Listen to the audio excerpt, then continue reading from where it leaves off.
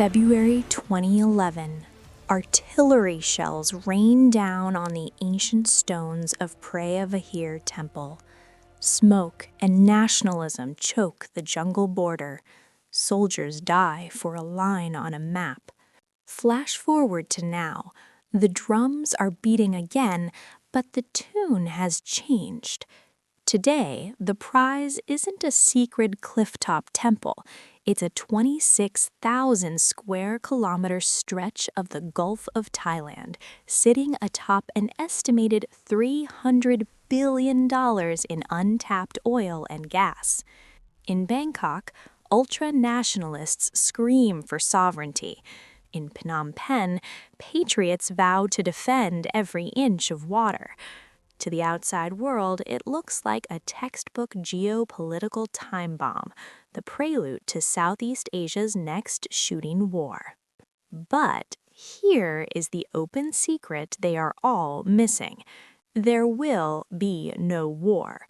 Thailand cannot pull the trigger, not because it lacks guns or will, but because it has already been invaded, not by soldiers in uniform, but by an army of 650,000 and likely millions more who form the invisible scaffolding of its own economy.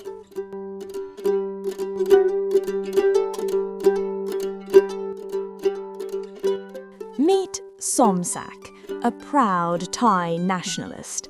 He owns a construction firm in Bangkok and a fishing fleet in the port of Rayong. To him, sharing the Gulf's riches with Cambodia is an insult. Thailand is the regional tiger, the big brother. It bends to no one. And this is Dara. He comes from a village outside Siem Reap. To Somsak, Dara is just cheap, disposable labor, a pair of hands to do the work young Thais no longer will. But Somsak's vision is a dangerous illusion. Let's look at his world through the lens of cold data. Who crews the fishing boats in Somsak's Rayong fleet that brings in the catch? Cambodians. Who pours the concrete and climbs the scaffolding on his Bangkok condo projects? Cambodians. Who processes the seafood in the factories supplying his export deals? Cambodians. Dara is not an exception. He is the rule. According to the International Organization for Migration, Cambodian migrants are concentrated in 4 critical sectors: agriculture, construction, fishing, seafood, and manufacturing. These are not marginal jobs. They are the foundation of Thailand's export-driven economy, which relies on overseas sales for a staggering 60% of its GDP. Somsak believes he is the master and Dara is the servant. He is wrong. He is the manager of a company whose entire workforce holds a collective veto power over his survival.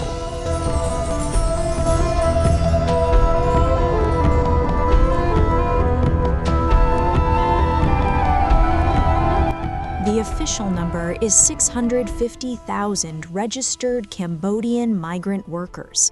Experts agreed the true figure, including undocumented flows, is likely double that or more.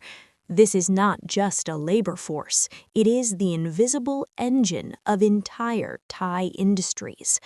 Every month, workers like Dara send a portion of their wages home, on average about 39,300 Thai baht, $1,200 per worker per year. To nationalists like Somsak, this is wealth leaving Thailand. But in the strategic calculus of Phnom Penh, this flow is something far more potent: leverage. It is a multi-billion-dollar lifeline that can be regulated, redirected, or weaponized. This isn't just economics. It is a form of mutually assured destruction, where the first side to disrupt the status quo triggers its own collapse. And Thailand has never been more vulnerable to a shock.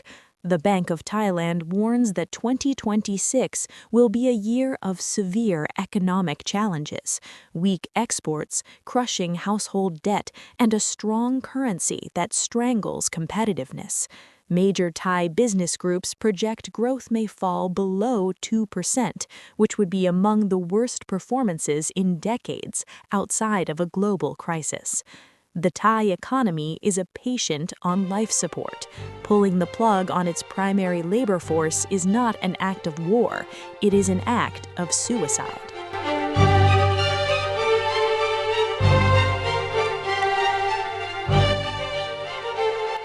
Stop imagining. This is not a hypothetical scenario anymore. We have already seen the preview. June 14, 2025. As tensions flared over the border, Senate President Hun Sen didn't send tanks to the front line. He sent a message to the cloud. He publicly called for the immediate return of Cambodian workers. And Prime Minister Hun Manet doubled down. He didn't threaten war, he simply offered a job.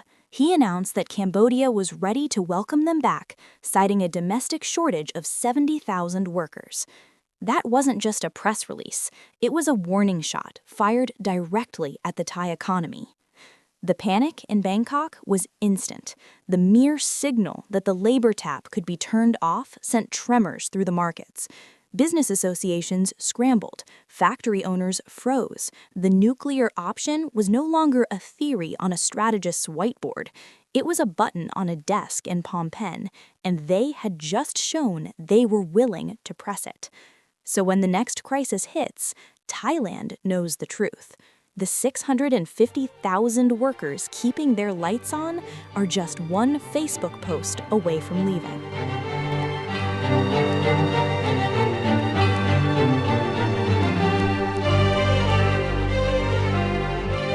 A decade ago, Dara had no choice. Thailand was the only game in town.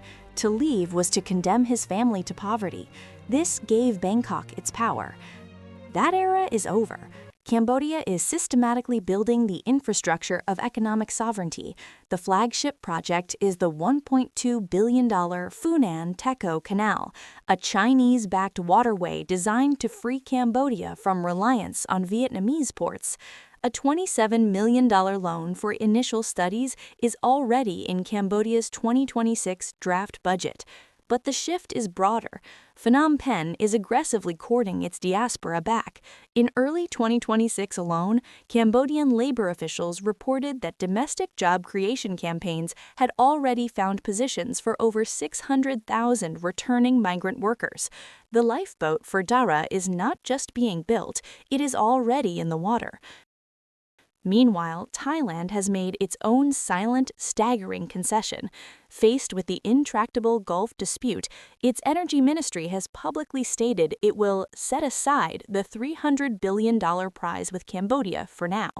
Instead, Thailand's national oil company is pivoting its entire strategy, redirecting billions in exploration capital to the undisputed but less promising fields of the Andaman Sea.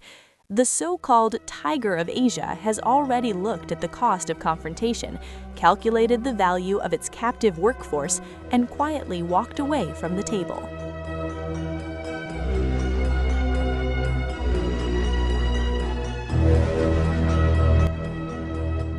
So, to the war hawks in Bangkok's elite clubs and TV studios, consider this final image. Thailand is not a warship. It is a large, ornate, and increasingly sluggish boat. You, the elite, are the navigators. You hold the maps and shout the directions. But Cambodia is no longer just the passive water you sail on. It is the rower. An army of hundreds of thousands of Daras provides the muscular, repetitive, essential labor that actually moves your vessel forward. You can shout at the rower, you can insult him, underpay him, and claim credit for his sweat, but you cannot shoot him, you cannot replace him. And let's be honest, this isn't just a warning for Bangkok. It is a whisper to Hans in Berlin, where a shortage of over 600,000 skilled blue-collar workers has brought the mighty German Mittelstand to its knees. It is a memo to the sheikhs in Dubai, where half of all construction firms can't find the skilled hands to build their futuristic cities. It is the silent panic in Jakarta every Lebaran, a preview of a system that runs on invisible labor. The era of the silent, grateful worker is ending. It is 2026. The table has flipped. Even the godfather of AI, Geoffrey Hinton, now advises the young, don't just code, train to be a plumber or an electrician. Why? Because you cannot download a carpenter's skill, you cannot prompt a plumber's intuition for a burst pipe, and you certainly cannot generate the steady hands of a welder joining steel for your new skyscraper. These are skills forged in years, in calluses, and in real-world blood, not in the cloud. So respect the rower, because without him, your algorithm has no power, your blueprints have no form, and your boat is sinking. I'm Lalamulu. See you in the next catch.